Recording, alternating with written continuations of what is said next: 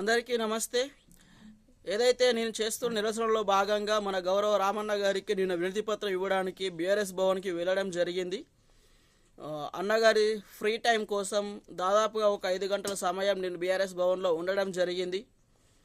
ఆ సమయంలో మన కౌన్సిలర్లందరికీ అన్న సన్మానం చేసి సన్మానం అనంతరం వారందరినీ కూర్చోబెట్టి వినయంగా అందరితో మాట్లాడడం జరిగింది. ఏదైతే నేను నిరసన చేస్తున్నానో ఆ నిరసనలో భాగంగా అంటే నా పేరు తీయలేదు. కాకపోతే ఇలాంటివి ఏమి చేయకండి, దయచేసి ఈసారి నన్ను క్షమించండి. అనుకోకుండా నా మీద పద్మశాలి కుల బాంధవుల నుంచి వచ్చిన ఒత్తిడి వల్ల జిందం చక్రపాణి గారికి, దార్ల సందీప్ గారికి నేను చైర్మన్, వైస్ చైర్మన్ పదవులు ఇవ్వడం జరిగింది. ఈ ఒక్కసారికి నన్ను క్షమించండి. మళ్ళీసారి కులము మతం ఏది చూడను. ఖచ్చితంగా సేవ చేసిన వాళ్ళకి, సీనియర్లకి ఖచ్చితంగా పదవులు ఉంటవి. ఎవరు కూడా నన్ను ఈసారి నా మీద కోపగించుకొని పార్టీలో చీరికలు తేయడానికి కానీ, పార్టీని దెబ్బతీయడం కానీ ప్రయత్నం చేయకండి అని చెప్పేసి పేరు పేరున ప్రాధేయపడి అందరికీ విన్నవించుకోవడం జరిగింది. ఆ సిచ్యువేషన్ చూసిన నాకు కూడా మనసులో కలత చెందినాను. అయ్యో అనిపించింది. కాకపోతే దాని వెంటనే రామన్న కొన్ని మాటలు వేరే కూడా మాట్లాడిండు. ఏదైతే మన సిరిసిల్ల 39 వార్డుల్లో 27 వార్డులు బీఆర్ఎస్ గెలవడం జరిగింది. దాని తర్వాత 12 వార్డుల్లో మిగతా పార్టీలు గెలవడం జరిగింది. ఆ వార్డులకి ఎలాంటి మున్సిపల్ సహాయ కార్యక్రమాలు అందకూడదు. ఆ వార్డులోని ప్రజలు మన బీఆర్ఎస్కి ఓటు వేయలేదు, మన నిర్ణయించిన వ్యక్తులని ఓడగొట్టారు. ఆ వార్డు ప్రజలకి మన మున్సిపాలిటీ నుంచి ఎలాంటి సహాయ చర్యలు ఉండకూడదు అని చెప్పేసి మన చైర్మన్ గారికి, వైస్ చైర్మన్ గారికి చెప్పడం జరిగింది. రామన్న, మీరు అలా చెప్పకుండా ఉండాల్సింది. నిన్న మీరు చెప్పినటువంటి అన్ని మాటలకి నేను రియలైజ్ అయ్యాను.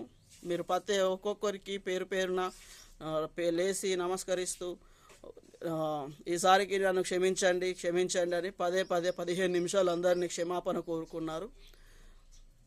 ఓకే, దాన్ని పక్కన పెట్టేద్దాం. పగ్గాలు మారుతాయి అని చెప్పేసి ఒక రకంగా క్లారిటీ అయితే ఇచ్చిళ్ళు. ఒకవేళ ఈ కాల గ్యాప్లో ఏదైనా పొరపాట్లు చేస్తే ఖచ్చితంగా పగ్గాలు మార్చేస్తారని చెప్పి వాళ్ళకు కూడా వార్నింగ్ ఇచ్చాడు. కాకపోతే ఇక్కడ ఇంకొక విషయం ఏంటిదంటే, ఈ 12 వార్డుల ప్రజలకి మున్సిపాలిటీ నుంచి ఎలాంటి సహాయ చర్యలు ఉండకూడదు, ఆ ప్రజలు మనల్ని ఓడగొట్టిళ్ళు అని చెప్పేసి రామన్న చెప్పిన మాటలు చాలా నన్ను కలతకి గురి చేశాయి. అన్న, మీరు అట్లా చేయకూడదు. మీరు మా సిరిసిల్ల శాసనసభ్యులు. మీకు పోయినసారి ఎలక్షన్లో పల్లెల్లో ఓటింగ్ శాతం తగ్గింది, కానీ మా సిరిసిల్ల ఓటింగ్ శాతం తగ్గలేదన్న. మేము 2009 నుంచి ఇప్పటి వరకు మిమ్మల్ని 5 సార్లు వరుసగా గెలిపించినటువంటి పట్టణవాసులం, సిరిసిల్ల పట్టణవాసులము. దయచేసి మా పట్ల మీరు అట్లా వ్యవహరించకండి, అలాంటి ఆలోచన చేయకండి. ఖచ్చితంగా మున్సిపాలిటీ అనేది మా అందరి హక్కు. దాన్ని మేము వాడుకునే హక్కు ఉంది. మేము పన్నులు కడుతున్నాం. లేకపోతే ఆ పన్నులు మరి ఆ 12 వార్డుల ప్రజలకి ఎలాంటి సహాయ చర్యలు ఉండే అంటున్నారు కదా, ఆ 12 వార్డులకి పన్నులు మినహాయింపండి, మున్సిపల్ పన్ను మినహాయింపండి. అలాంటివి చెయ్యకండి అన్న. మిమ్మల్ని గౌరవించే వ్యక్తులం మేము. అట్లనే మీరు సిరిసిల్ల 2023 సందర్భంలో సిరిసిల్లలో ఉంటాను, వారానికి 2 రోజులు సిరిసిల్లలో ఉంటానని మాట ఇచ్చిళ్ళు. ఆ మాటను నిలబెట్టుకోండి. మీ దగ్గరికి ఏదైనా దరఖాస్తు పట్టుకొని రావాలి, ఆ దరఖాస్తు పట్టుకొని వచ్చిన వ్యక్తుల్ని మీరు కలవాలి అంటే ఏం చేయాలన్నా మాకు అర్థమవుతలేదు. మీ దగ్గరికి దరఖాస్తు పట్టుకొని వచ్చిన వ్యక్తుల పట్ల మీ దృష్టి పడాలి. వాళ్ళకి మీరు టైం కేటాయించాలంటే మేము దరఖాస్తు పట్టుకొని ఎట్లా రావాలి? పొర్లు దండాలు పెట్టుకొని రమ్మంటారా, లేకపోతే అంబాడుకుంటూ రమ్మంటారా, లేకపోతే మొత్తం ఎట్లా రావున్నా మాకు అర్థమవుతలేదు. నిన్న ఎంతోమంది ఆశావాహులు వారి సమస్యల మీద దరఖాస్తులు పట్టుకొని వచ్చిళ్ళు. సరే, నేనంటే మీకు వ్యతిరేకంగా మాట్లాడుతున్నా, నా దరఖాస్తు తీసుకోవడానికి మీరు కొద్దిగా వెనక ముందు ఆడిళ్ళు, చివరికి తీసుకున్నారు, ఓకే. కాకపోతే కొంతమంది అమ్మలు ముసలమ్మలు వచ్చిళ్ళు, చిన్న పాపల్ని పట్టుకొని వచ్చిళ్ళు, వాళ్ళ దరఖాస్తు తీసుకోవడానికి కూడా మీరు అసలు ఎవరికి టైం కేటాయించలేదు.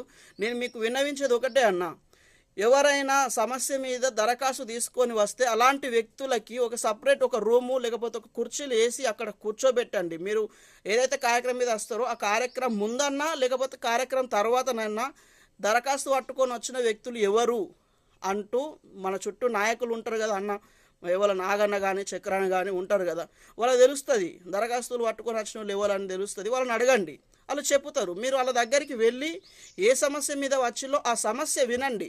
మీకు కుదిరితే ఆ సమస్యని పరిష్కరించండి, లేకపోతే వారికి ఏదో ఒకటి సర్ది చెప్పి పంపించండి. కానీ అలా దరఖాస్తు తీసుకోకుండా మీరు వాళ్ళని ఇలా చిన్న చూపు చూసి పంపించడం అంటే చాలా చాలా చాలా అది బాధ కలిగించిన విషయము. మీరు అట్లా ఏమకండి అన్న. ప్రతి ఒక్కరికి నాయకుల అండదండలు ఉండవు. నాయకుల అండదండలు ఉన్న వారికి సహాయం అందుతుంది, నేను దాన్ని తప్పు పట్ట. కాకపోతే చాలామంది ఉంటారు నాయకులు అండదండ లేని వాళ్ళు చాలామంది ఉంటారు. వాళ్ళు ఆఫీసులు ఎంకుకుంటూ వస్తారు. అలాంటి వారిని చేరదీయాల్సిన బాధ్యత మనదే ఉంది. అలాంటి వారిని చేరదీయండి దయచేసి.